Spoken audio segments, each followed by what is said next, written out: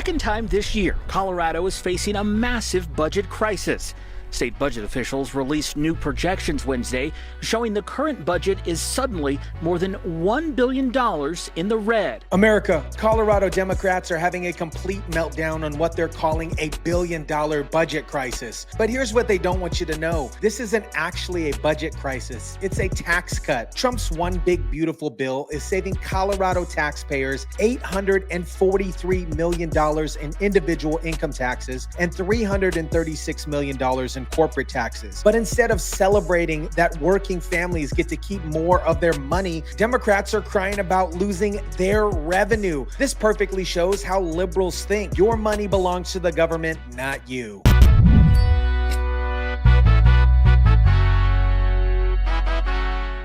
Now tracking another billion-dollar budget shortfall for our state. Today, state leaders met to assess just how deep this hole is and how they plan to fill it. What is up, guys? Tyson Dela Cruz here. Thank you so much for rocking with me. We're exposing how Democrats frame taxpayer wins as government losses, and Colorado's TABOR law is driving them absolutely crazy. Let me break down what's really happening here. Colorado's budget director is warning about a $1 billion shortfall. But this isn't because the state is broke. It's because Trump's tax cuts mean people get to keep more of their own money instead of sending it to the government bureaucrats.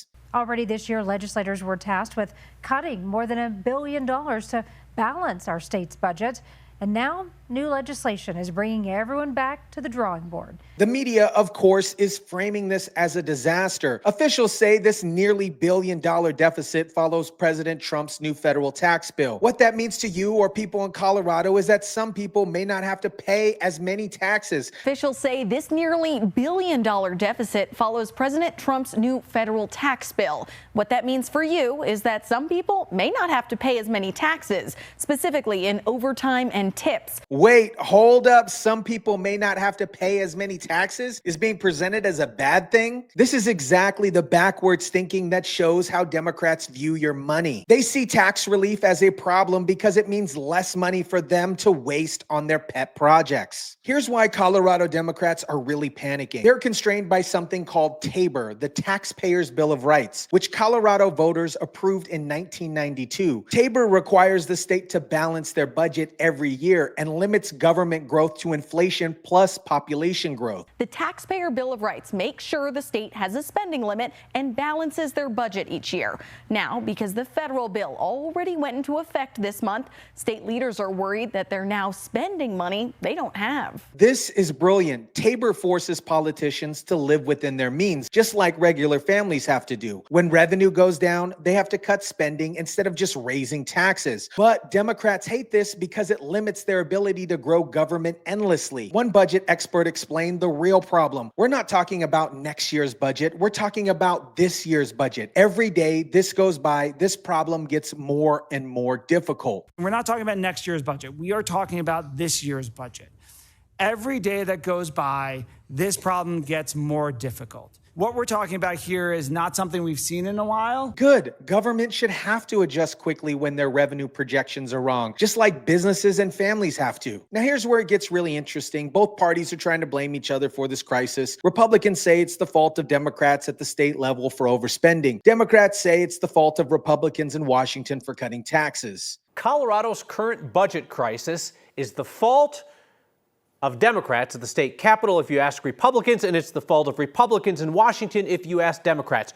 Or, if you would prefer to be honest, both parties contributed to this mess in very different ways. But the truth is, this is completely predictable. State lawmakers were warned back in April that next year's budget was going to be rough. One legislator said, I think next year we're really heading for a big wreck. We better do more than rip off the Band-Aid, because otherwise next year we're going to need a tourniquet to stop the bleeding. Another legislator admitted, I appreciate the sentiment, and I do think that we'll be in a world of hurt next year. The fat is trimmed, and I imagine that we'll see worse cuts next year. I appreciate that sentiment, and I do think we will be in a world of hurt next year. The fat is trimmed.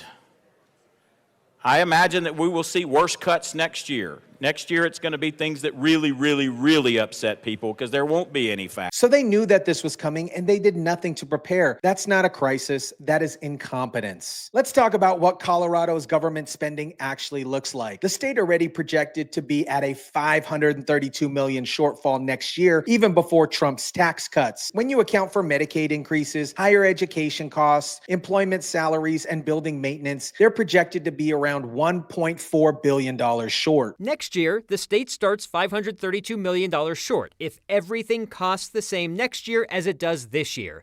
But that's not how budgets work. When you account for Medicaid increases, higher education costs, employees' salaries going up, and building maintenance. Now here's the key question. Does the state spend too much Republican viewpoint, or is TABOR too limiting Democratic viewpoint? One Democratic lawmaker actually laughed when asked if Colorado had a spending problem. Do you all spend too much as lawmakers? You know, I find that kind of laughable.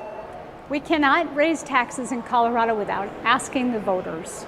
We have to balance our budget every year. That is exactly the point. TABOR forces them to ask voters before raising taxes. And voters keep saying no because they don't trust politicians to spend their money wisely. Here's another piece of this puzzle that shows how dependent Colorado has become on federal handouts. The Trump administration has terminated $24 million in grants that Denver was using for migrant shelters. FEMA wrote that the grant programs that support or have the potential to support illegal immigration through funding for illegal aliens don't align with the current policies. FEMA had already given the city $8 million of the $32 million it originally promised.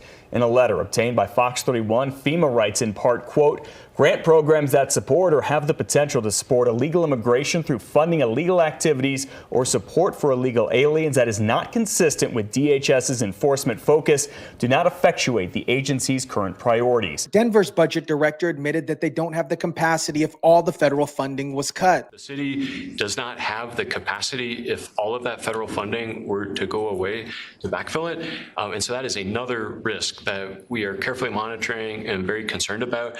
Good. Cities shouldn't be dependent on federal taxpayers to fund their sanctuary city policies. If Denver wants shelter for illegal immigrants, they should pay for it themselves. America, Colorado's budget crisis is actually a perfect example of how the system should work. When the federal government cuts taxes, states should have to adjust their spending instead of just passing the cost onto the taxpayers. TABOR is one of the strongest taxpayer protection laws in the country, and it's driving Democrats crazy because it forces them to live within their means. They can't just raise taxes whenever they want more money. They have to ask voters, and the voters keep saying no. The $843 million in individual income tax savings and the $336 million in corporate tax relief from Trump's bill means working families and businesses get to keep more of their own money. That's not a crisis. That's exactly what we voted for. Democrats are crying about losing their revenue, but it was never their money to begin with. It belongs to the people who earned it, and now they get to keep more of it instead of sending it to government bureaucrats who waste it on illegal immigrant shelters and bloated bureaucracies. Colorado's situation shows why every state potentially needs a TABOR-style law. When politicians have to balance budgets and ask permission before raising taxes, they're forced to prioritize spending and eliminate waste. That's